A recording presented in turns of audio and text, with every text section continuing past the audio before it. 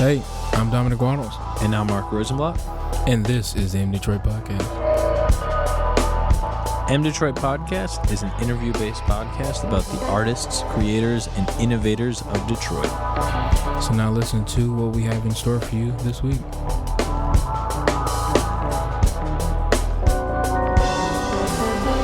This week on the podcast, we have none other than Darell-ize Campbell Jr. Now, tell us a little bit about Darell. Awesome. So, Red, he toured before he was 21. We talk about that. We also talk about him getting into the music industry, being successful in the music industry, and staying in the music industry, and also life lessons. And without further ado, please enjoy Darell-ize Campbell Jr.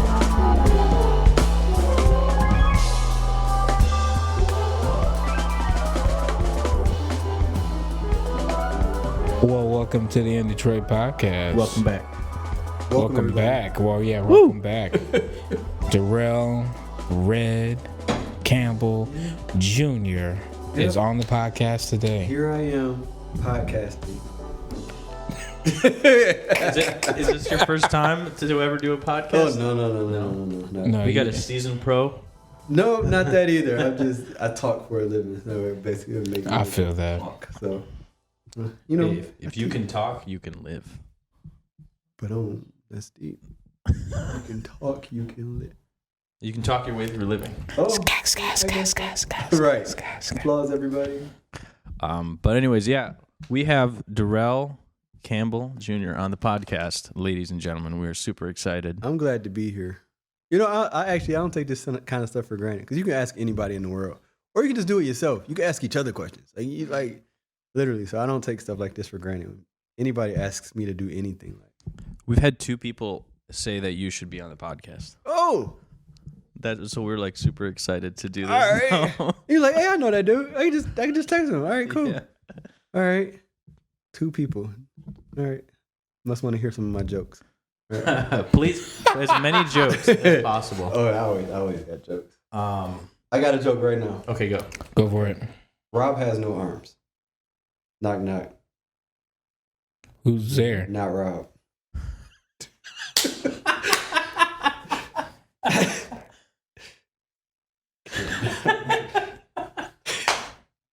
I can do this all day. Right? Oh my gosh. Every 30 minutes. Just tell Or another 20 joke. minutes. I got knock knock. Your joke sensor will be like, it's time to tell a joke. Yeah. We're ready for it. All right, good. But before we do that, we're gonna yeah. start this podcast the way we always do. We're gonna read you your bio. Hey, you know what's real weird? Everybody I know, is the more professional and the higher up they go, the less they like to hear their bio. Like the bigger producers and bigger musicians and stuff, I know, I don't want to hear this. Okay, I lived through it. Okay, I'm listening. Go ahead. All right. I guess I'll read it. Darell Campbell Jr., a.k.a. Red Campbell, actually appears to be larger when seen with one of his instruments. This proves Detroit's hustle, toughness, and balance produces a musical surface that actually magnifies under stage lights. As a musician, songwriter, producer, teacher, and preacher, stages are a common place to express joy while smiling and using whatever fits into his hands. He was raised in the midst of rehearsals and band meetings alongside his father. During a Christmas vacation at the age of 10, he secretly used his father's recording equipment and recorded and produced his very own rap album. He says, "I just pushed the buttons that I saw my dad press.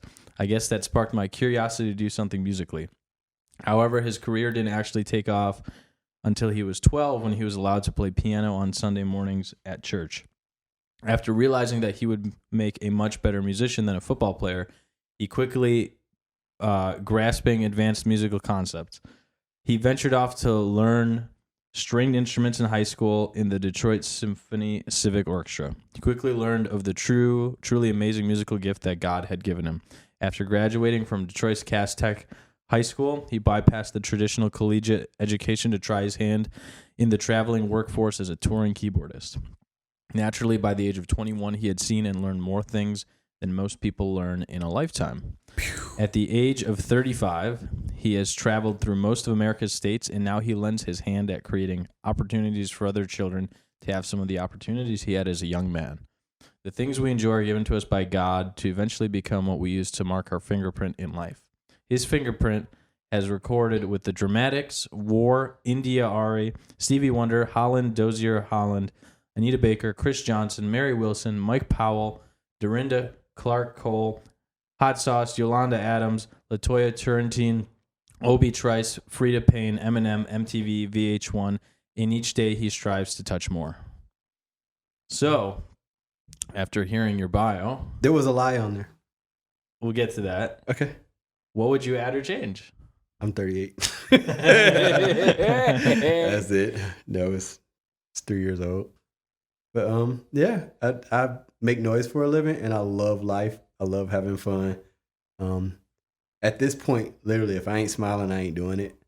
So I work real hard to be able to play what I want to play with the people I want to play with. So I'm not the gig guy. I'm not like, lots of rehearsals and all of that and a lot of practice. I don't do that anymore. I literally just want to play what I want to play with, who I want to play with. And I work real hard to get here. So I take a lot of pride in that. So yeah, that's huge for me. I get to play with my friends all day long. That's awesome. Yep.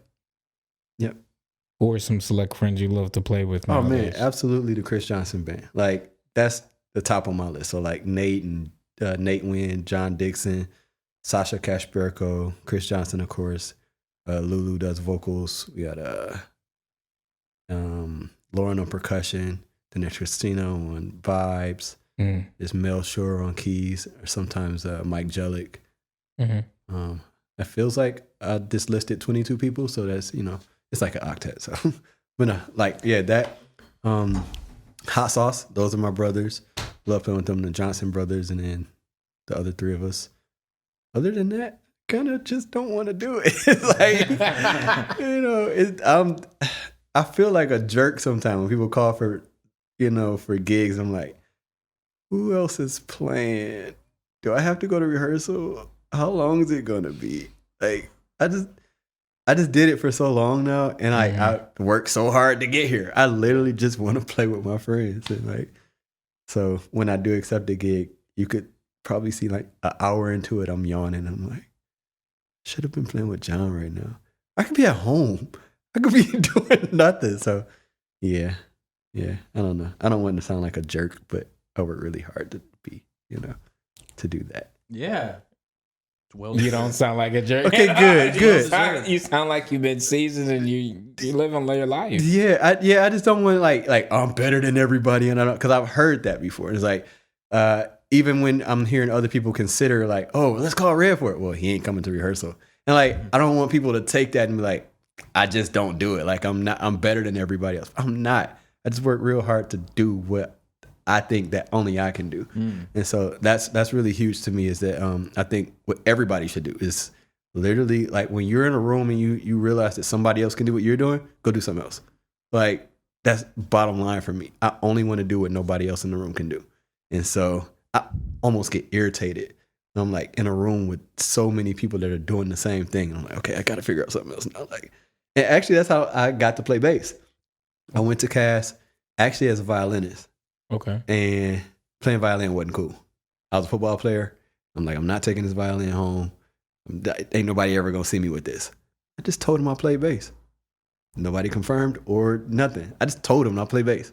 I'm like, okay. Stood next to Ibrahim Jones, who's an amazing bassist, amazing jazz bassist.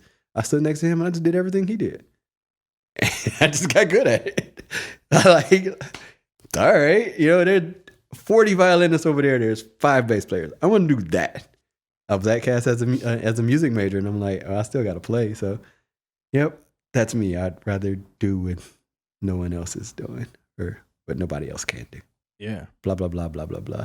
Yakety yakety doodly doo. So how did you start touring at 21, or before you were 21 years old? I started touring at 19, and I was being a jerk this day, but I have 2 younger brothers that worked at Boston Market. This is a real roundabout story, but this is literally how it started. They worked at Boston Market, and I had to pick them up from work at night. And if they got off at 8 o'clock, also I've never had a real job, like ever in my whole life. So I don't understand that. I mean, I understand the concept, but like back then I really didn't. If their shift got off at 8 o'clock, they wouldn't leave the restaurant till like 9. And I'd be sitting in the parking lot like, I don't get this. So one day they got off at like 2 or 3 or something like that. And I'm like, I'm gonna make y'all wait this time. So I went to Wonderland Music. And I was just playing the keyboard. The guy walked past and said, hey, you play pretty good. You wanna go on tour? Yep. I was on tour like a week later. It's amazing. So who was that asked you to go on His tour? name's Locke, Dwayne Lomax. He was the music director for the Dramatics. Oh, wow. And yep, that was my first tour. My very first date was Dramatics and Temptations at the Westbury Theater in New York. Super sweet. It's like a round room and the stage rotates real slow. It's dope. That was my first tour date, dog. Yeah. Wait, for some reason I'm like envisioning like something like that, whereas on one side there's like a band and the band plays, and then on the other side of the stage is another band that after the first band plays. No, so the stage like almost like the auto show, like the car sitting on the turntable. And you guys are in the center. You're in the center of it, and the whole crowd is around you. And it's like, Whoa. yeah, and it's just going in a circle real slow. That's wild. It was dope. That's the Westbury Theater in New York. It's still open. That's great. Like ding ding ding ding ding ding Yep. ding ding. Yep. That was my first tour date, and then I just stayed with the Dramatics for a couple years. I think I stopped playing with them. I was like 22, so that lasted 2-3 years, and then it just kept snowballing from there. People just kept calling, and I was just kind of rolling. Yep. So is this almost like a you were in the loop now, just like nowadays players like Kali and Ron. Yep. They're all in that kind of network. So. Yep. And I mean, like, we're all in a network. We're all in some kind of network. You know, you got friends that do different things, and that's super huge. It's like who you network with and who you communicate with. But like, what's even more important is being liked in that network. Okay. Because people will talk. You know, that's how I got here, right? People say, hey, you should be on this, like, whatever, like, even if it's, if you're in school and class ends and it's like, hey, who do we want to go to lunch with? And it's like, oh, this guy right here, he's cool. That's literally how touring worked for me for the next 10, 12, I can't even name how many years, but it was like, hey, we need a bass player for this, or we need a keyboard player for this. And it was like, people just liked having me around. And when I started climbing up the ladder and able to pick my own bands, I did the same thing.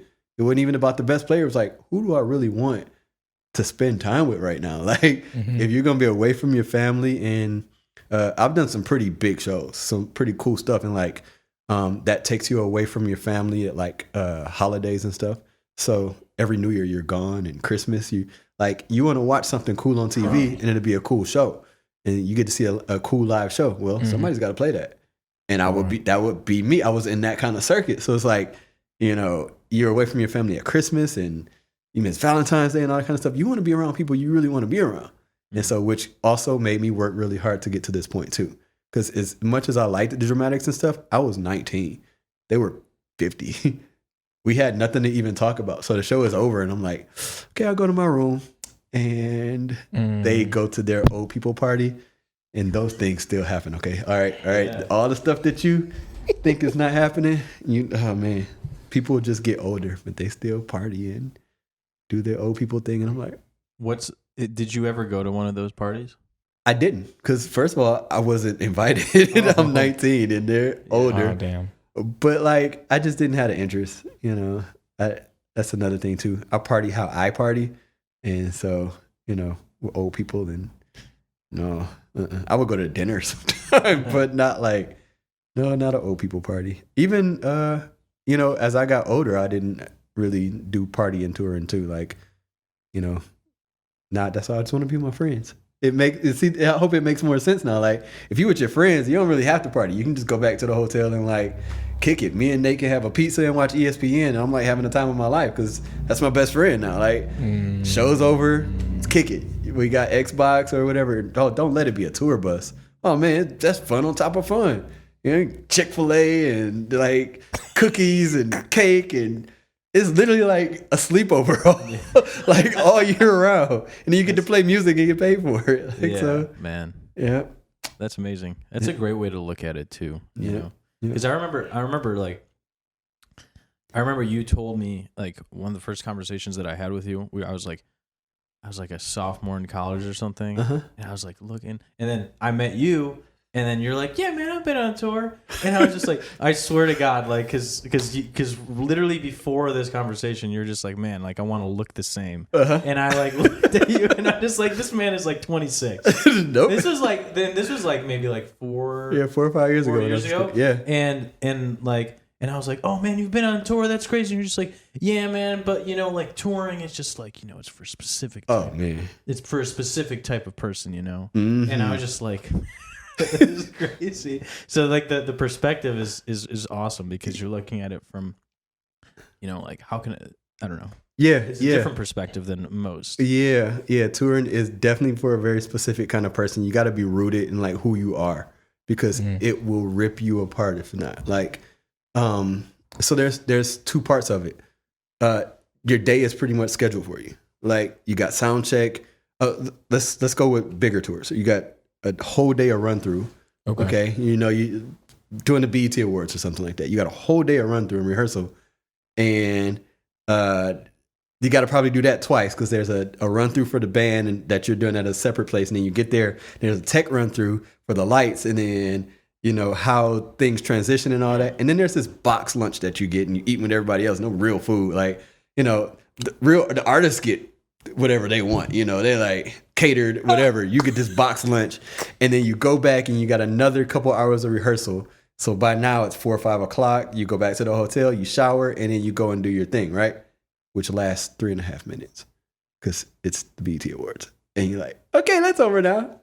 And then what? Like, Dang. you go to a hotel, and then it's not like people are waiting for you at the hotel, and it's like, oh my God, you're such and such as bass player. Like, they don't know you. They know the guy in front. You were in back. So, it'll rip you apart. It will. Because at that point, then you're nobody again. But an hour ago, there were people yelling and screaming and like, all that energy. That, and then you go home at some point. And nobody's scheduling dinner for you or lunch or what you play. And you've been gone for weeks or months and like now you're back home. Man, I used to get a ticket every time I came home because I was like, I forget traffic rules. Like there's a flashing red light. Do I stop here? Do I slow down? Okay, I'm going to go. And up, whoop, tickets. I mean that. Like I lived in Belleville, my mid-20s, and I come home, I would get tickets in Romulus every time I drove. Because I just forget stuff. And then you forget to eat because nobody scheduled it for you. That's crazy. Yep. You're back home trying to grind and, you got sessions all day and you look up and you're like, I forgot to eat today. Oh, shoot. I didn't get a box lunch. Like, so touring is, yep. There's more. There's so many elements to it. I mean, you're with an artist and you play the same thing every night. Or if you're doing musicals, you play the exact same thing. There's no improv in that at all. You just read the chart and you do that for weeks. And a show run could last for a year and a half or so. And you just play the same thing every night. Let it be Hamilton. Ooh. Biggest musical in that we had in a long time. Mm-hmm. 2 shows a day for 4 or 5 days a week. You play the exact same thing. It's hard. Yeah. That's hard. Yeah. Are you gonna turn down Hamilton? Nah. Nope. Had COVID not happened, Hamilton would still be rolling. It'd still be 4 or 5 days a week, twice a day. Oh, really? It's still going? Oh, absolutely. It's gonna be It's going in Chicago, for New York, and long. Detroit. Oh, man, that's wild. Yep, that thing's huge. So that kind of stuff. Yeah. Can you talk a little bit about like playing with the different types of artists that you've played with? You've done a lot of different styles and genres, and like the things that you learned from playing with those artists and styles and genres. Yeah. Be a sponge because like I would get to sessions and I would literally act like a dummy. Like I would act like I never played stuff before because I just wanted everybody else's info. And so like one drummer plays like this versus another. Like you have everything in you that you know how to do something, how to respond to everything, but like just be a sponge and take in everybody else's advice and just be that for that moment. Another reason why even touring will kill you because you have to be so many different things. Like when I'm playing with Eminem, it's not the same thing as Free to Paint. It's not the same as Motown. It's not the same as jazz, but you got to be that for that moment. And so like you just adapt to that, be it, and then you get to be yourself later on your own stuff. So yeah, everybody doesn't always want your flavor. Sometimes was that like a conflict of interest for you where you would like have to be somebody what else like somebody did, even though you're just like, I feel like I didn't look at it as a conflict of interest because I was kind of selective about what I played and who I played with and stuff like that. Not so much a conflict of interest, but like another just opportunity. I would take those different opportunities because I played in a rock band. There's like YouTube videos of me playing bass with the rock band at the same time that, you know, I'm going to church in like an hour and then like, but at the same time, like I'm doing MTV stuff for Eminem earlier in the day. And it's like, I'm just wearing different hats. Like, you know, for me, it's almost like you work at McDonald's and you just serve people with what they order. And you know, I don't, you know, you order a cheeseburger. I don't think you really want a cheeseburger. Like, no, you don't do it. Like, no, you give the person the cheeseburger that they ordered. And if M is there and you say, hey, I want this line, you play that line. You're not taking solos and stuff. So how'd you get the gig with Eminem? More just being a good person. I attribute a lot to just being a good person and being around. But there was a company that I worked for called Sick Notes, and we just did a lot of hip hop stuff. And we do 3 or 4 tracks a day, and sometimes they would go nowhere. And then there's another time where it'd be opportunity because they worked with D12 prior to me being in that group. We were playing with them, so they worked with D12, and M was the connection for that. Proof was still alive. Proof was the one that connected in the first place. And so we got the MDetroit thing, and then that just landed us on the re-up. And so I got 2 songs on the re-up album. Oh wow. Yep. And you're on the record. Did you like tour with him at all? Nope, I didn't tour with him. Just studio stuff. That's dope still. Absolutely. Did you record in Michigan or was that okay? Yep. Sweet. I was here. Yep. Where was it? You know, I actually don't know where the studio was at that time. I want to say Oak Park, but we moved around a little bit. So I want to say it was in Oak Park at that time. Yep. We did a lot of cool stuff there, though. We did Trice's stuff there. We did Eminem. And then that's where I got introduced to the scoring world with TV shows. So that's how I got to the MTV and VH1 stuff. Search was our manager at the time, and he just had plugs on shows. And he was doing these ego trip shows. So he did the white rapper and then the female rapper show. Okay. And then we just ended up having music on there. And on those shows, there's wall-to-wall music is what they call it. The music never stops. I didn't even peep that until we started doing it. Like on a lot of reality shows, there's music from beginning to end. And then we just upload music to a Dropbox basically, and then they just select stuff. So most of the time I didn't even watch the show. Wow. Yeah. That's crazy.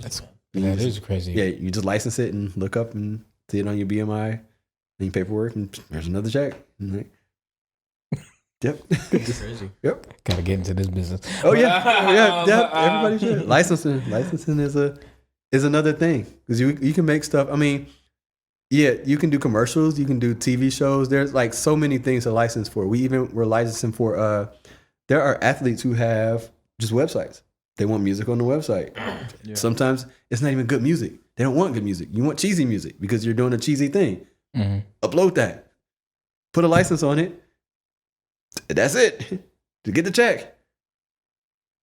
Nobody even knows it's you. So you can't say, oh, he makes bad music. You don't know. You don't know the guy that made that. Can't attach my name to it at all. Right. I just get paid and I get to pay my rent. I get to pay my bills and buy a nice car. Like, I don't know what I made. There's some gears. Okay. You've literally seen commercials that I've done music to. Just don't tell people you did the music. Like, whether you like it or not, that's not a big deal. Like, and commercials pay great. Like, great. I mean, like, 5-figure checks for one commercial. And you get a license on that too. So every time it's played, it's just like, I've got cable commercials. It's background music. You just license it. Sometimes I don't even like it. Just upload it. Make it and upload it. Don't think too hard. I know you guys can't see us, but my mouth has been open for the past like 2 minutes. I'm just Licensing is the wave, man. Video game licensing Is it now. still? I mean, like how because I mean, are you still doing that stuff now? Mm-hmm. And how is there more people in it?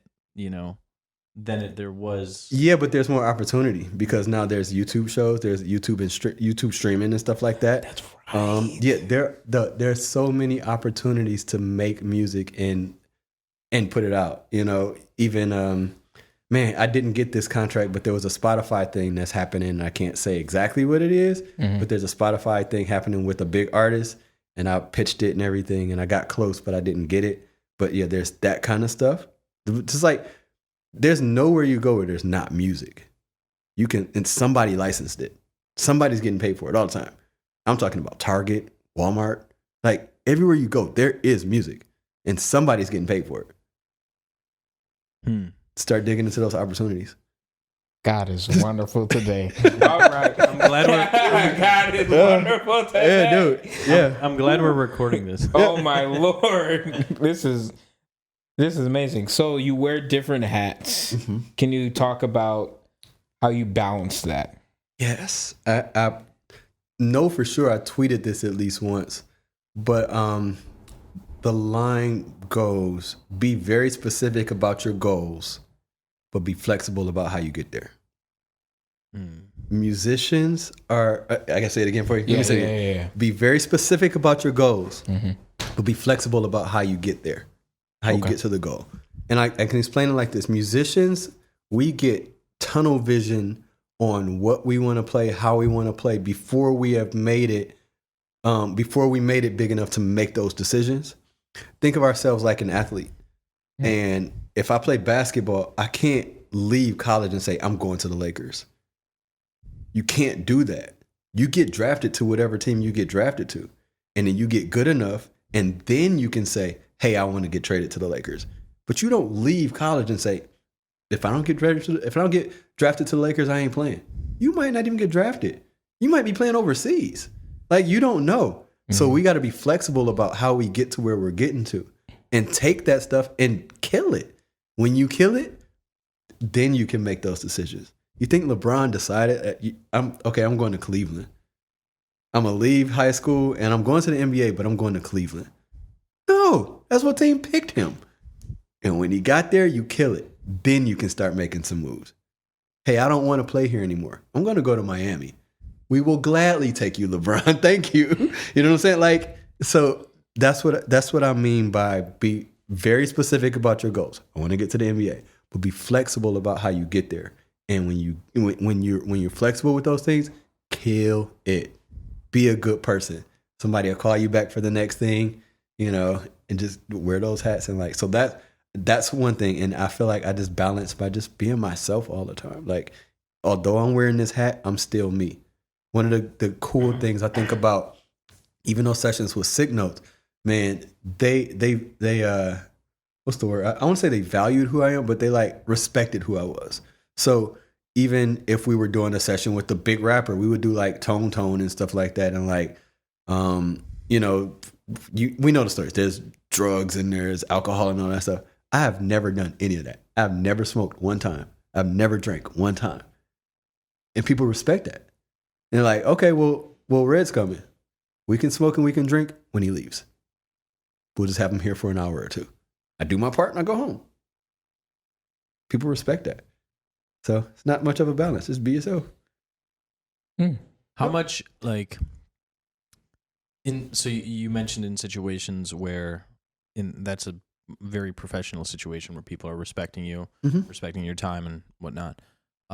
What about for situations where people, maybe it is professional, maybe it's not, but where people aren't respecting you, but you like, you're a very, very kind person. You're a very warm person, and you want to come off as nice as possible. But in situations where you're noticing that you're not getting treated in a respectful way, in ways where you're like, I don't feel like, this does not feel right, like the right situation for me. And how would you recommend somebody deal with that where they're in that place where they, not necessarily uncomfortable, but they're just like, this doesn't feel right. Okay. This is not my like vibe. Yeah. I call that, what you just asked, before I even answer, I call that a branch question. That's not a root. If you are staying in places where you're not wanted and respected, there's more of a root to that than there is like, worried about everybody else. Why would you stay anywhere where you're not respected? Right. And the real root to that is the fear of losing out on what you think that you're going to get from that thing. If I always feel like if I'm around people who don't respect me, they don't respect themselves, and they're gonna lose anyway.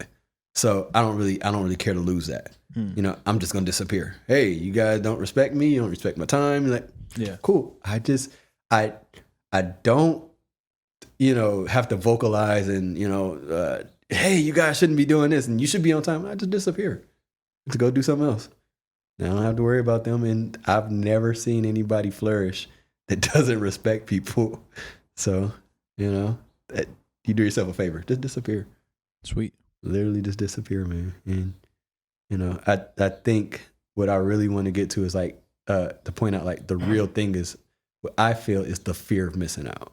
We think that they're going to offer something that we can't get somewhere else. And you absolutely can. And we got quotes up today. I mean, yeah. I used to tweet all day. Now I just do Instagram quotes and jokes. So you play a lot of instruments. Mm-hmm. Can you tell us a little bit about that? How you got to that point? Do you still like practice? I don't practice at all. So like I literally don't practice. I don't have time to practice now. But it goes back to I only want to be doing what nobody else can do. And so when there's not a bass player around, I pick up a bass and I'll play it in like or keys or whatever, and drums. It's funny, I had to play drums at church for about a month at the top of the year. They call me a smooth jazz drummer. They don't like my drumming, but hey, who cares? I did it. And there wasn't another drummer there, and I just had to do it. So that just really goes to necessity. It's not, I can't even like pat myself on the back. Like I do everything. Like I just do what I have to do because I'm not going to wait on nobody else. So sweet. If I could play trumpet and all that kind of stuff, I would do it. But mentally, I can't do it because there's only 3 buttons. I just don't get it. You said on what? I just don't understand. The piano has so many. And the bass has so many. Yeah, like I can see it, but trumpet has 3 buttons. I don't understand how that works. It's weird because the physics of a trumpet, you have to know, or I'm sure a lot of people don't know, but the first valve might change 2 partials, but the second one changes 1, and then you have to. Then you have a bunch of.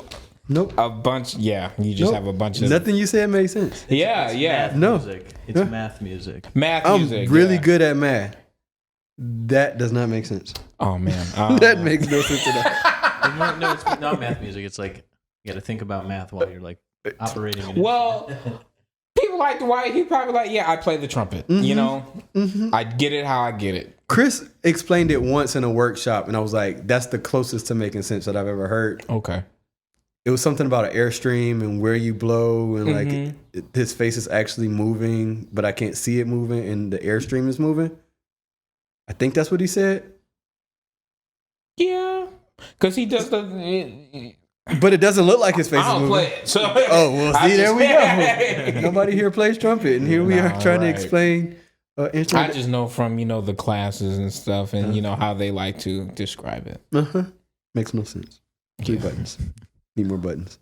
But if we were to make a Darell, Red, Campbell, Jr., Gumbo?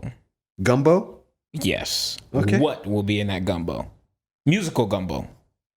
Explain this question. So, let's say you're like, okay, I threw in some Prince. Ooh. And then I threw in some bass. Okay. But then I was to throw in my kids too through the gumbo. Then you would get Darell. So this is describing me? Yes. Oh my gosh. I know. That's hard. I know. I can't even answer that. Like, I don't you got it. I have to. Time? Yeah, this is your show, so I got to do what you said. That's okay. All right. I'm going to start with my upbringing, okay? I'm a hip hop guy. Okay. Born in Detroit, West Side. Like, I'm a hip hop guy, so I love hip hop first. But then my dad plays, so I'm like a top 40 70s, 80s dude too. It's like I kind of feel like I was born 10 years late. I should have been in a garage band, like Earth, Wind, and Fire or something. So I'm kind of like, man, Wu-Tang, Earth, Wind, and Fire. Love God. So we got Kirk Franklin in there somewhere, some Fred Hammond. Okay. Flopping it. Yep.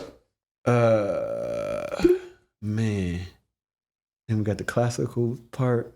Shoot, man. This is hard. That is the second hardest thing I've ever been asked in my life. And I feel like you're going to ask the other question, and I'm not going to say what it is, and I'm just going to wait. And like maybe at the end of the show, I'll tell you what I feel like is the hardest musical question I've ever been asked. I was going to ask, what is the hardest? Yeah, I felt like that what is music? A second. No. Oh, well. Right. What you gonna say? That's hard. What are you gonna say? That's hard. That's the best answer I can give, man. Okay. Yeah. Flute. We started up. Darell. Yeah. Okay. Yeah, that was hard. I like it. Well, you mentioned growing up, excuse me, west side of Detroit. Yep. You came up in Detroit in the various genres and scenes. Uh-huh. Talk a little bit about coming up in those scenes and what your thoughts are on the scene as it is now. Ooh, okay. It's funny that like I see hip hop as like definitely as an art form and an expression of like explaining what it's the best way to explain what people feel the way they feel. So like even like rest in peace DMX, like that happened, like he was able to explain how he felt even in his journey from being Dark Man X to being DMX. Like I feel like what hip hop does is put people in a space where they can make that gumbo. Oh, that's dope. Yeah, because I'm making this up as I go. Like when you feel expressive and you feel like, you know, you want to say something hard, you can do it in hip hop. When you want to say something soft, you can be LL. So like I feel like what hip hop does is like create this space where people can make art to describe what they feel. And hip hop still does that. I'm not one of those older people that are like, oh, trap music is terrible. Trap music and like the dirty South sound and stuff like that have their space. And that's somebody's art form. If I'm allowed to even do this, we're still 2 generations now at this point out of slavery. So the fact that like a guy has money now and he gets to buy a grill and a car and have a house, he's celebrating that the best way he can. Mm-hmm. It comes out in the trap sound. You know, I got this, I got that, like, you know, and so that's their art form, and I respect all of it. And that actually has come with time. There was a point where I was working with a label in Atlanta, and I'm just gonna say it. I was like, I hate Lil Jon stuff. I hate Lil Jon music. I was just like, this is the wackest stuff ever. And at that time, there was Tone who was doing stuff in Atlanta too, because he had got signed to Jazzy Faye. Okay. And I had friends that were doing stuff with one of the young artists. I can't remember. It was either Young Jock or Young Dro or Young Jeezy or Young somebody. But they was at the beginning of their career. So there's a big thing popping off in Atlanta. And I'm like, this is trash. And then there was a producer who actually, he couldn't play at all. He was making beats on Fruity Loops and making real money. And he said, try to remake it. I did. Try to redo what Lil Jon does. And try to scream the way that he does. You can't do it. I respect it now. I'm like, oh God, this junk is hard. Like the mix on this, the mix on Outkast stuff, is like all that bass at the bottom, and it's still like, dude, that's art. That's hard to do. So the state of music now is still happening. It's still creating that space for people to be able to explain or like, you know, present what they want. It's just some people ain't connecting with it. So if you ain't connecting with it, leave it alone. Like, I can't tell you that your orange ain't orange. Like, let your orange be orange and go listen to what you listen to. Like, you want to listen to Bach and Beethoven? By all means, do it. Don't tell me mine, you know, my orange ain't orange. So that's how I feel about music now. It's evolving. everybody that don't evolve with it gets ran over anyways. So which artist or which approach do you like in today's time? Like the J. Cole, Kendrick approach, or would you prefer, I wouldn't say Lil Pump, but like Future? Yeah, I would definitely go to Cole, Kendrick, type of route. So you like more storytelling? Yeah, because there's a lot of people that I don't even know. Like a bunch of artists that I just never even heard of. I DJ a little bit too, and it's funny because I take the same approach that I have with the rest of my life. I only play what I want, so I don't take requests, and I had to learn that DJing because I don't do kid parties because they always ask for stuff that I've never heard of. Like, I need to, like you said, Lil Pump or something like that. I didn't know that was a person. Sorry, I didn't. Maybe Lil Wayne might be better, but even Lil Wayne tells stories too. He does. Yeah. Wayne's been dope for a very, very long time. But even these young artists and whatever, I'll still license stuff for them. I'll still make it. Just ain't got to listen to it. Good way to think about it. That's a really great way to think about it. Reminds me of Questlove. He has a book called Creative Quest, and I was reading it, and he was talking about how he was like, I think he was DJing for like Obama. And Obama requested a song. Like, he's just like, I don't take requests. Yeah. But then Obama came up and requested something. All right. I'll take you know what? I think I will take this request. I think I'll take this one. Yeah. I got you coming right up. I mean, you trust that kind of request. But and he was just like, he didn't say the song, but he was like, I'm going to play it. It just can't be Pookie in them. No, I get it. Look. There was a band that I played with for a long time, and we didn't take requests. And then we got to a big gig, and a big guy asked for a request, and we just made it up. Hey, do you know? It was funny too. I can remember this. Hey, you guys know Kenny G's new such and such? Of course we do. We just made it up. Amazing. Don't Kenny G? All Kenny G songs sound the same, don't they? So, this is no shout to. I shouldn't have said that. Kenny G, your music sounds awesome. Yeah. We can always cut that part out. No. I'm cutting nothing out. Yeah, Kenny G and Kenny Garrett. Not the same person at all. Not the same person, but we love both of your music. We respect both of your art. Your arts. Yep. Yes. Yep. So how has Detroit impacted your life? Man, Detroit has completely, everything in my bio that you read is funny. I don't like hearing it, but everything in there is specific. Like the fact that I grew up in Detroit and the fact that I started when I was 10 and like how everything came about are real important to me. I had some amazing people around me my whole life. I had great men around me. My dad's always been in my life, even football coaches and things like that. And I feel like the culture in Detroit makes that. Like, it's a little different now because I can't say guys ain't what they were, but just the grit of Detroit. Man, I tell this story too. A musician in Detroit is way more ready than anybody else anywhere. We have to be ready for so much stuff that so many other people don't, and we just have to do it, and we don't even think about it. Peep this. So like in the fall and winter time, we're leaving the house. We've got to have a coat. We got to have a case for our instrument. It's got to stay warm. Like we got to have proper transportation. But you're in, somewhere that's always hot. I go to Jamaica. I think it was Jamaica or Bahamas, and the guy's just carrying his keyboard around. He don't need a case. It's always hot. It's not raining. You don't have no elements to protect it from. But in Detroit, we need boots. We need, we are just ready for stuff that everybody else ain't. So Detroit just makes this grit and hustle. Like the other thing about Detroit, man, it's like we don't do celebrities. You ain't a celebrity until you make it outside of Detroit and come back. We don't do celebrities. You are who you were until you get a hit single outside the rest of the country. You can come back to Detroit and you can be, Big Sean. Big Sean used to rap outside of Cass every day. Still Big Sean until you get something big. So like Detroit makes you prove who you are. Then you are who you are. We force you to do that. Yeah. Yeah. It's crazy because that there's is so many. so freaking true. Yeah, dog. It's crazy because there's so many people like around like when you go outside of the country, or when you even just go to another state, people are like, "Oh, where are you from?" You don't say like, "I'm from Ferndale." Never. You just say, "I'm from Detroit." You from Detroit? I'm from Detroit, Metro Detroit. Yep. Okay, Metro Detroit. Okay, Southeast Michigan. Yep. You know? Do you know 8 Mile? There's this like kind of like populace, like how you're mentioning that it just has that attitude. You know, you live in the suburbs.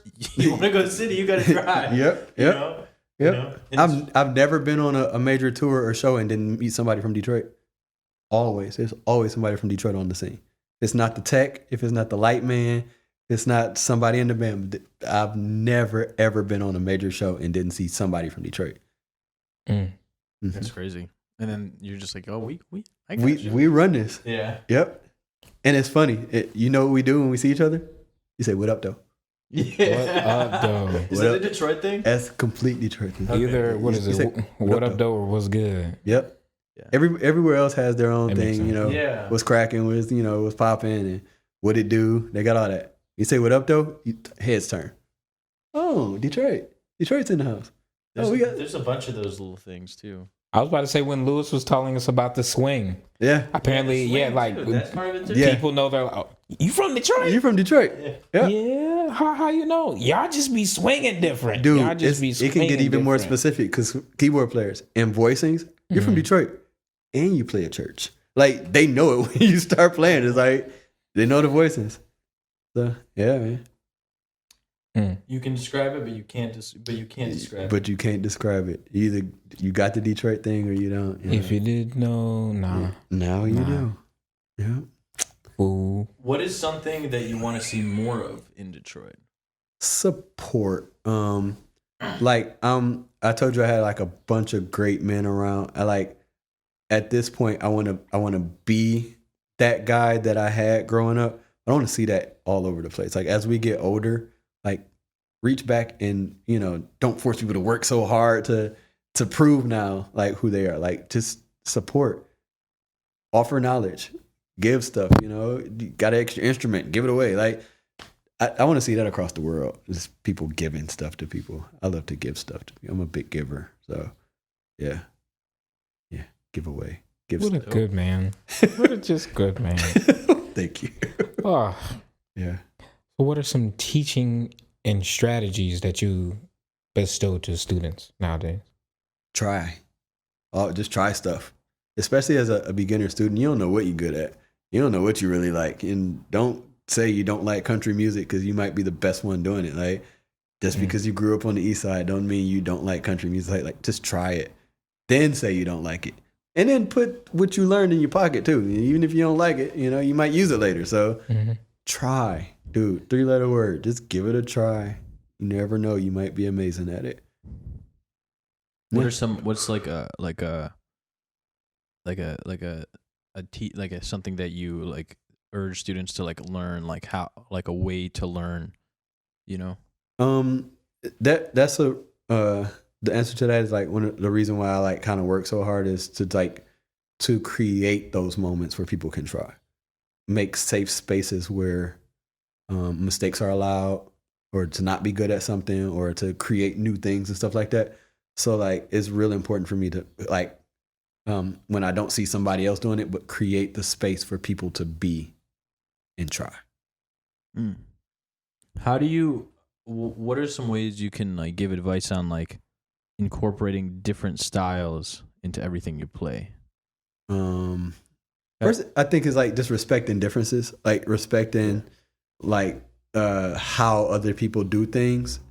And again, we're trying it now. Like, give it a shot, and that might help you respect what they do a little better too. So like incorporating different styles, and like I heard Vince Chandler this week explain it like, if you only had your own cooking at your house, you would expect everything to be like that. But now you got to go out and try different food. And now you can base what is really good based on the other things that you tried. So just, again, trying new stuff, within some healthy parameters. Cause I'm not like, go out and do everything, but like, give it a shot, listen to it. And, if you really, really hate it and you want to figure out why people like it, try and remake it. Cause that worked for me. Yeah. There's this, I have this story I was telling Dom earlier. of another time where I was just like, man, this man has wisdom that has been bestowed. Me. It was crazy. So it was again sophomore year of college, and Darell is in the top ensemble, and I'm in like the intermediate ensemble. I'm like still learning and stuff, and then the instructor, he asked us to come in to the top ensemble because there's a couple people missing. I was like, oh man, this is gonna be amazing. It's my moment. And I brought an arrangement. I'm just like, oh man, we're gonna play it. It's gonna sound so good. And I bring it to Darell, and I'm just like, I put it in front of you, and then you're just like, all right, man, do you want me to play what you have written here, or do you want me to Darell-ize? That sounds like me. I was like, yo. I was like, okay. So, and then we played it in like, I was like, man, like he's kind of doing what I did, but kind of doing like something that's like a lot more dope than what I wrote down. And it just like incorporated a bunch of different things. So I was just like, man, that's like so like. I appreciate that, man. I appreciate, first of all, the space to do that on your stuff. Like, but you know, I respectfully ask first, hey, do you want me to play what you did? Or like, I kind of see something here. And a lot of times, this is a weird thing about me, but I see shapes when I play. And so I see shapes when I read too. And so I'm looking at something and I can see the shape of what you intended to do. I'm like, I'm not going to play that, but I get the point. Like, I know what you wanted. Now you handed it to me. Can I do what you want me to do? And so, Let me help you help me. Yeah. Let's all help each other. Yeah. You know, you guys got the specific part. You got 4-part harmony. I ain't got no harmony. I ain't got to harmonize with nobody. Or I'll listen and figure out when you really wanted me to harmonize. But I do. I learned that looking at people's walking lines. And like the way I explain walking, especially not especially, but on bass, is I see the line and you can tell me where you want me to go, but you can't tell me how to get there. So like nobody can teach you, how to walk. If I feel like limping at the time, if I feel like walking like a pimp, if I feel like walking backwards, you can't tell me how to walk. But if you're telling me GPS says I need to get from this house to that house, I got you. I get there and I'll be there on time. But you can't tell me what to put on. You can't. So that's it's like the opposite of that quote that you said. It's like know where to go, but be flexible about it. No, that's exactly that quote. Actually, hold on. Be very specific about where you're trying to get to, but like be flexible with the the method of how you get there. That. Yeah, I'm teaching that and walking all the time. So, for people that want to get into touring and playing like live shows, what are some lessons that you've learned from touring that you would like to pass on? Okay. Have a lot of character. Like being on time, even though I was late to this. I apologize again because I'm usually not late to stuff. But like, it's all right. He pulled up in a Tesla, so it made it all the way back. It's goofy. But yeah, no, you got to be like just a likable person and have like those intangibles. Of course, playing is that's important, but the things like being on time, being a liked person, a likable person, being a person who is who travels well. Oh my gosh. People have ruined their opportunities on tour because they just don't know how to pack. Hey, we got limited space in this van or on this bus and you've got 4 suitcases. We don't want you to come back. Or, taking care of yourself. If you're a person who, man, there was another tour, we had an older guy. Everybody was around my age, but there was an older guy who had to have specific meals at specific times. And we're like, this is a headache all the time. Like, we always have to stop. Or this guy, he always has to use the bathroom 2 hours after. This is a big headache. So it's like those literally the intangibles and like being a person like that somebody would want to live with. That's really huge for a person who wants to be on tour. So fix those things first and then find a gig. Because it's gonna snowball after you do one. You do one well, knock it out, you'll get called for something else. You don't want to get caught and not be prepared as a person. I like it.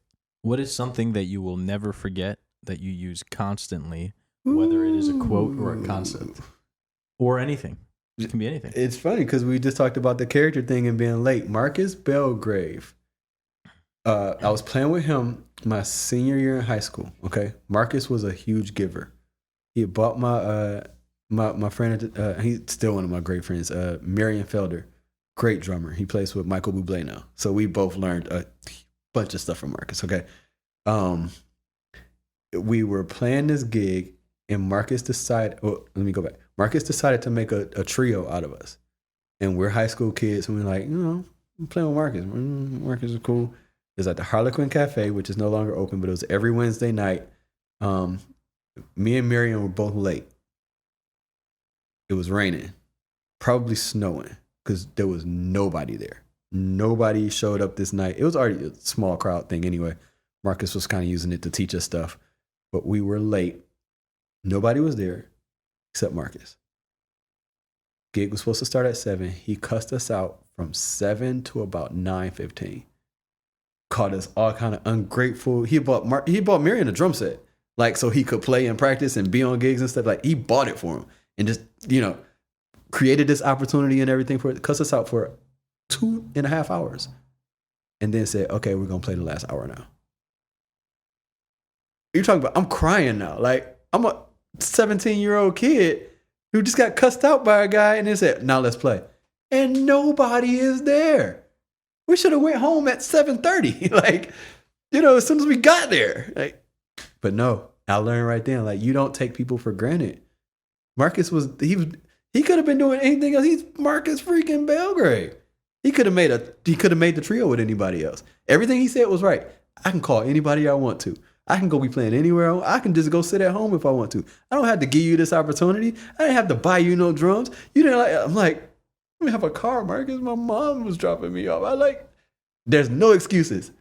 I said be here at 7. You should have been here at 6:15. Like, you were right. So yeah, I take all of that, and I'm like, that made me.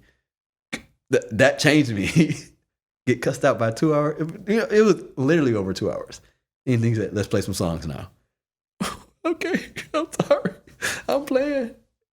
So yeah. That's amazing. Yeah. Yep. You got some hobbies? Hobbies? Outside of music? Yeah.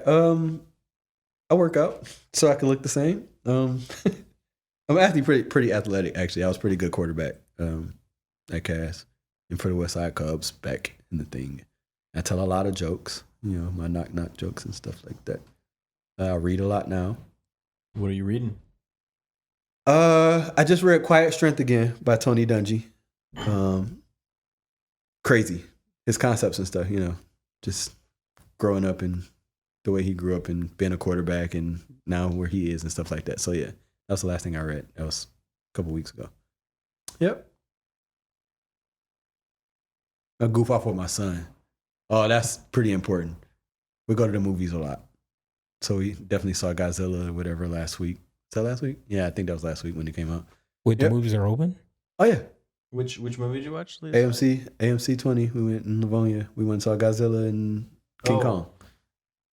Yeah. Shoot, I'm trying to go to the movies. Yeah. I used to go to the movies every Tuesday because you get free popcorn on Tuesdays. Oh, what? Dang, what? You didn't know For that? real? What? Yeah, you just get the little free card. You literally get free popcorn every Tuesday. What? I used to go to the movies and take naps. I didn't even have to like the movie. I'd just go because it was Tuesday. Dang. Now my Tuesdays are And real. you know what's crazy, though? Is that the AMC in Southfield is gone now. Is it? It's up for lease. Oh. Oh, yeah. So it's like, yeah. That's a pretty dirty theater, though. So Yeah, but the coolest part about that theater is the ground. Yeah. I love sparkly ground. That was the only great part that stayed the best throughout the whole thing. Yeah. I grew up in Southfield, man, and we went to that movie theater like almost every week, and that was my favorite part as a kid. I played the grand opening of that theater. I don't even remember what year that was. That was a long time That's ago. crazy. I played the grand opening of a lot of stuff. I played the first of a lot of things. Hey guys, I played a lot of stuff, okay? Like I've been playing a long time. Tell us a few things that people wouldn't know that you played on. If you care to share. If you feel like it. Yeah. Okay, you want records or like gigs? Or even a commercial that you were Both. talking about. Everything. Okay. Everything. Okay. I'm usually not good at remembering this kind of stuff, but we like been in the vein of like. So I definitely played 2 inaugurations. I played Obama's first. I played Trump's inauguration. I've played, the website Ustream. Mm-hmm. I played the very first Ustream ever in South by Southwest. I played the prototype show. I played the very first one. I played almost every opening of every casino in Detroit because they all opened consecutively. So it was like there was a time where all of those were opening. I don't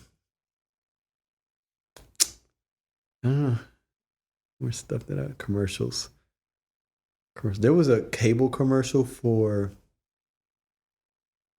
Ooh, I can't even think of the name of it. Is it Spectrum now?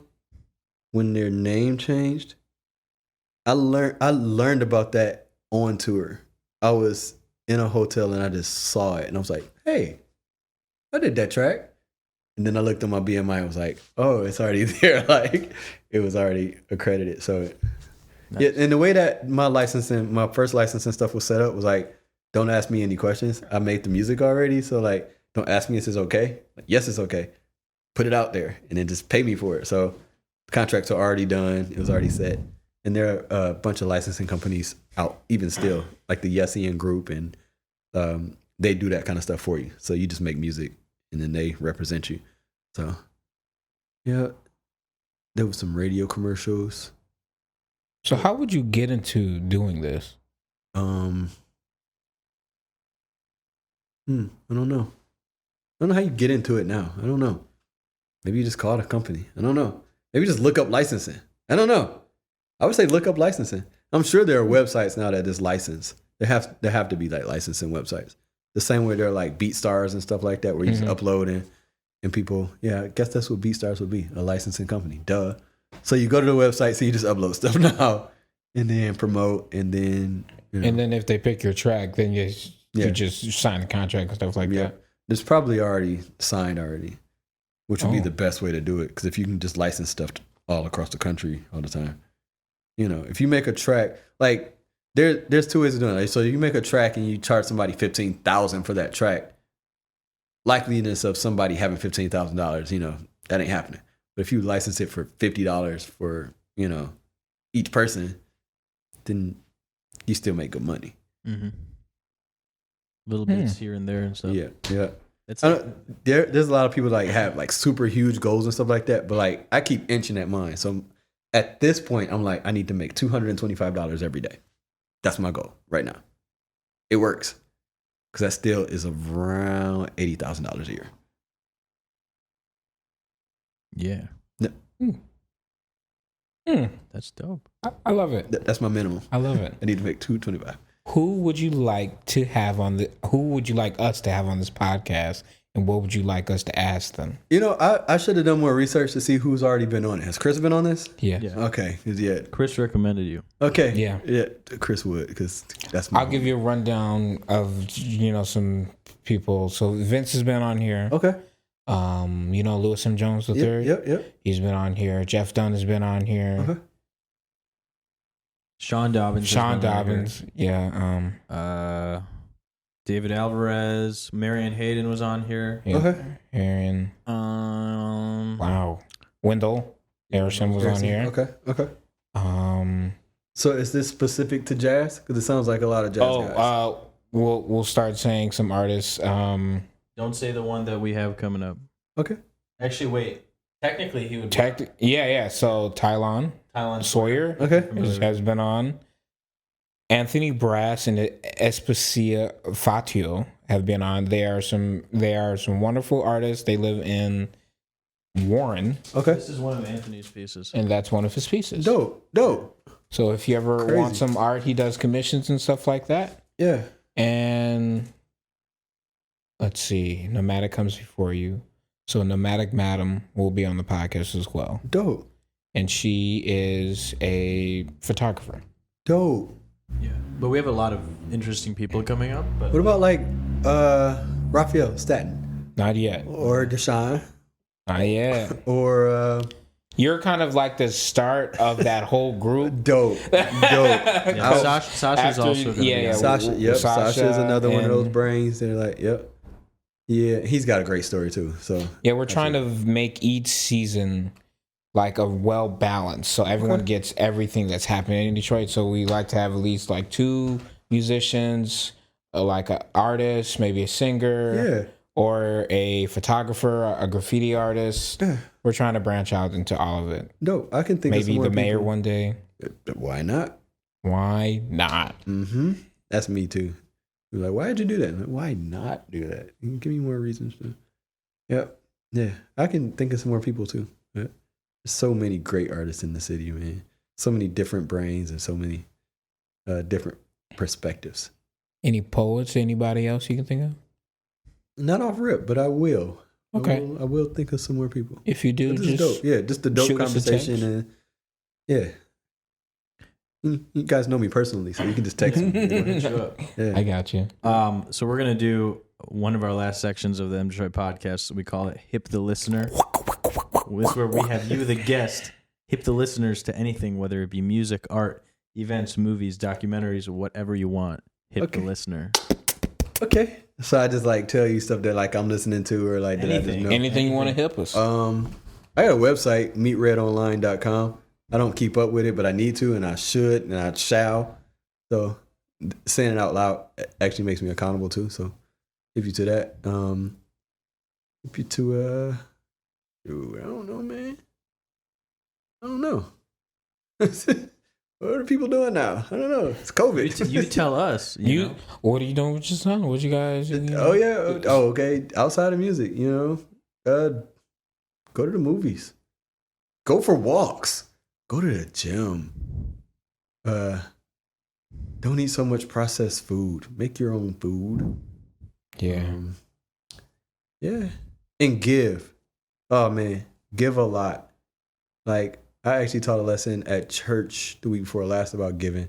Like if you're not giving to the point where it makes you change your lifestyle, you're not really giving. You're actually a pretty greedy person. Just give stuff. Give food away. Give clothes away. Man, this changed me one day too. I was at a church and there was this drummer who actually ended up passing away. I said, dude, that's a dope shirt. It was an orange shirt with white stripes. That's a dope shirt. He said, this shirt? Yeah. He took it off and handed it to me. It's like, it's the craziest thing I ever thought of. So there's random days now. This is not one of those random days because this happens every time I tell these stories. There's random days now where I specifically am like, if anybody compliments this, I'm giving it to them. It could be my watch. It could be, whatever. It'd be the hat that I'm wearing. I'm like, but I specifically make it up that day. But like, just give stuff to people, man. Just like, yep, give. I don't know if that answers the question. I feel like that was It did. Okay, I felt like that was a tangent though. That's a great answer. Okay, good. That's like the first of its kind answer. Or First of his kind. Because we were so happy when we made this question. Hit the listener. Hit the listener. But we're on our last section. Okay. And it's going to be the rapid fire questions. Okay, so it's like one word answers when you like. No, say something. I mean, I'm about to say but quick though. Okay, good. Just rapid fire questions doesn't necessarily have to be rapid. Okay. Answers. So first one, favorite ensemble/project to work for, write for, not work, write. I've been doing movies lately. So there's this company called Blacksmith. I think that's what they're called, Blacksmith Entertainment. But they do like local stuff, local movies. Actually, I got a movie coming out next week. I scored it. Comes out next Saturday. It premieres next Saturday. It's called Dear Future Husband. So yeah, my favorite people to work with right now. Yeah, I mean outside of Chris, me and Chris do stuff every day. Our relationship is kind of weird. Like we're as close as we can get without being anything else. Yep. Mm-hmm. I love working with Chris. I would do anything with Chris. I will paint a room with Chris. Like me and Chris can do anything together. Yep. That's awesome. Absolutely. Beautiful. Yep. If you had a billboard anywhere in the world, where would it be and what would it say? It would say try. It would be. I don't know where it would be, but it would say try. Okay. I like it. Top 3 hip hop artists. Childish Gambino. J. Cole.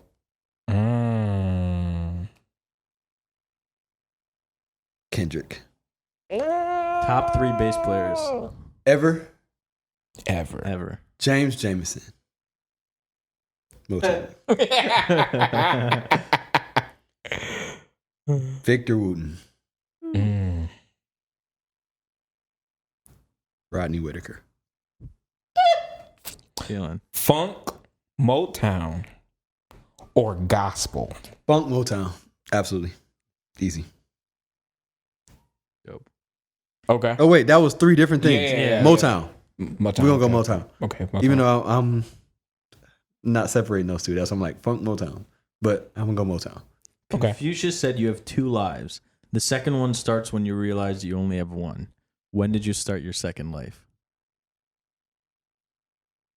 Ooh. I got sick. Early 30s. Yep, I got sick. And that made me even more passionate about like only doing what I'm called to do. So like, was that early 30s? Nope. That was 26 or so. Because that was right around the time of Obama's inauguration too. So I was sick. I just had my son. And I'll tell a bit of that story real quick. I can tell that. Okay, so my son is 12. And he was supposed to be born January 20th. 2000, what is that, 11 or so? Or I guess. Is that his second or his first? The first or second inauguration. First or second inauguration? First. Oh, so 2008. 8. Okay, yeah. So this is 8. So this is my son was supposed to be born January 20th. I was already booked to play it. That was the same day of the inauguration. I had already made up my mind. I'm going. This Obama's first black president. I'm booked to play the freaking inauguration. Yes, I'm going.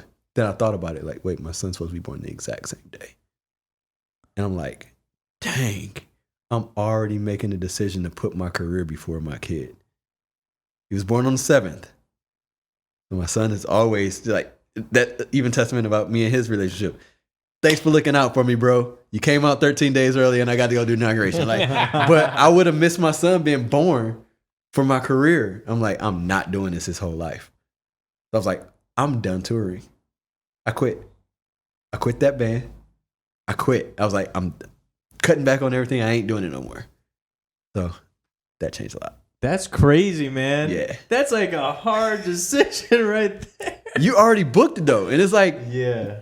It was like November-ish or so when you get that call. That's not a, hey, you doing this next week. Like, hey, we're planning inauguration.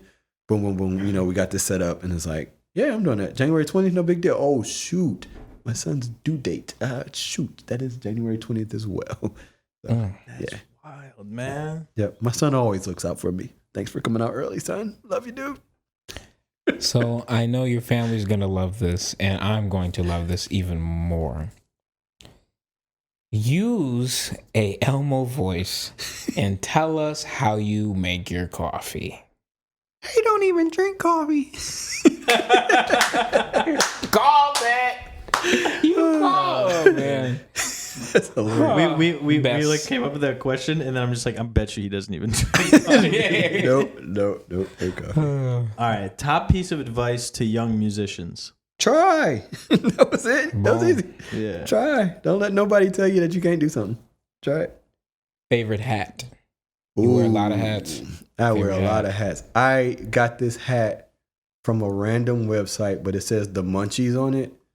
And it has a donut on the brim and a bite taken out of it. Oh, that's dope.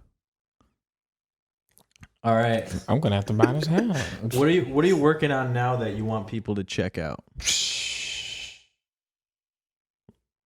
I can partially say, no, I can't say that. Chris and I are working on a project at the Motown Museum. Period. All right. When can we expect something? You will hear about this by the summer. Hear about it as in like it's happening or it's like announcing? It'll be happening in the summer. Would this have anything to do with your picture that you posted of your space in the Motown Museum? Just built the studio at the Motown Museum. Oh, okay. Okay. All right. Absolutely. Be on the lookout. Darell has the biggest smile right now. He's just like, Because he wants to tell us so I'm not bad. supposed to tell you, but it's pretty dope to me. So Cool. All right. Where can people find you? my website, meetredonline.com. Okay. Instagram is red_e_red, Ready Red. On Twitter, I'm Mr. Redriven. On Facebook, it's just my regular name, Darell Red Campbell. And then you can find me in these streets, son. I say. is there anything else you want to leave with the audience? Or tell the audience? Yeah, man. Look, I think this is dope. And support people, man. Like, listen to people's podcasts and stuff like that and support and tell other people about it, because that in turn helps you, because then you'll be on it and people will be listening, and like you'll be real mad at that opportunity you didn't take to share. Like, oh yeah, I'm doing a podcast next week. Nobody's watching because you didn't tell anybody about it. So, yep, that and try stuff, man. Don't let nobody tell you what you can and can't do. Not even the government. I'll pause there because the government be telling people what they can't do. They do, though. They do, though. The IRS, man. Creditors. They be You telling me I can't buy the car? Man. I can't. It'd be funny. Like, I used to have bad credit. I fixed that up as an older person. But I used to be like, I got bad credit, but I got money. You gonna turn this down? And nobody ever said no. Nobody ever turned it down. Like, I want a house right now. You can walk around with thousands of dollars in your hand and like, here, I can have that. Well, I got a question about that, but yeah, I'll ask you after. No, come on, man. Okay, so did you pay flat out for it? I didn't. Okay. That's a lease. The Tesla's a lease. Okay. But is it a nice lease? Because is it reasonable? Absolutely. Reasonable? A Tesla is not even as expensive as you think. It starts at $38,000. Like, yeah, the car starts at $38,000, and you don't have to buy gas or oil ever again. So, like, is insurance? If you don't mind me asking, so what's the most, or what do you pay monthly for all that? A lot less than you think. I'll say that. Okay, Yeah. cool. So does insurance treat it like a sports car? Nope, it says station wagon.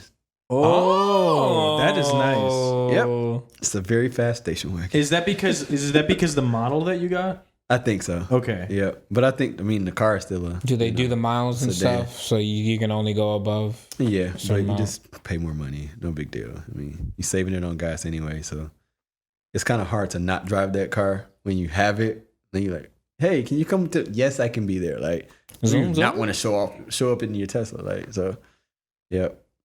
I mean, but to that point, like, just set yourself up to have dope stuff. I mean, live within your means, but set yourself up to do dope stuff. A lot of musicians don't set themselves up to retire, which I think is super retarded, because it's like everybody else gets to retire at some point. And I realized when I was playing with the Dramatics at like 21, they were still doing what they were doing their whole lives. I'm like, I'm not about to be carrying no amp and no bar at 40. I'm not doing that. I'm like, I gotta do something different now. Like, I'm not doing that. Yeah, Staying out all, like, at some point you want to have a family and stuff. And you're like, we gotta go to rehearsal at 9:00 at night, and I gotta take my kids to school in the morning. Like, and when you get to rehearsal with the old guy that has that problem, you're like, that ain't my fault. You did that. Yeah. I had to get up at 6:00 to take my kids to school. Like, so you did that. Yeah, they don't teach you like saving strategies and absolutely 401k, Roth IRA things when you're on the gig. Exactly. Set that stuff up. Even the Federation of Musicians have a pension set up. You can set that up at a young age too. Like, you don't need to be making a lot of money to do it. You just got to do something dope. Make up a record or something. Like, I know musicians who. I pause because I'm thinking I said that. Yeah, I know musicians who collect unemployment. When they're not touring, they're at home, technically not working. They collect unemployment. I wouldn't do that, but there are people that do it. But set yourself up, man. Like, think beyond today. Say that. Woo. Think beyond today. I think that's a nice place to stop. It is. So we thank you so much. Yeah, man. Thank you all. Red Campbell Jr. Yeah, man. Every time. This was a great conversation. We really appreciate you being on. Heck yeah, it's man. such an honor to like have people like you come And on. then learn even more.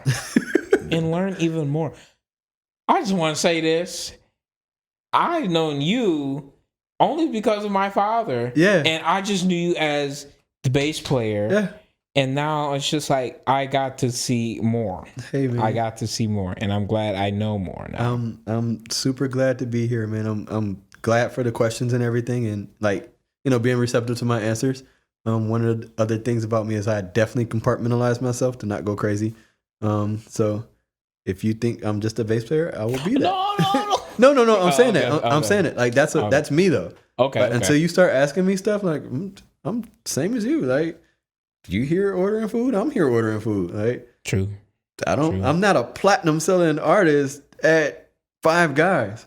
I want burgers and fries like everybody else. I don't get preferential treatment because I got a platinum. No big deal. So yeah, thanks for asking and thanks for being open and listening and receiving my answers and my weird self. Well, you take care, Red. Yeah. Right. All right. Cool.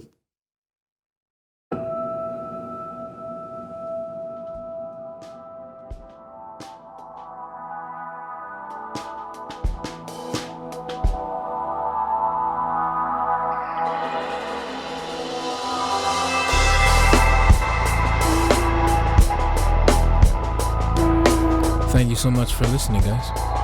Check out our social media: Spotify, Google Podcasts, Apple Podcasts. And also make sure to like, share, and subscribe to all of our social medias.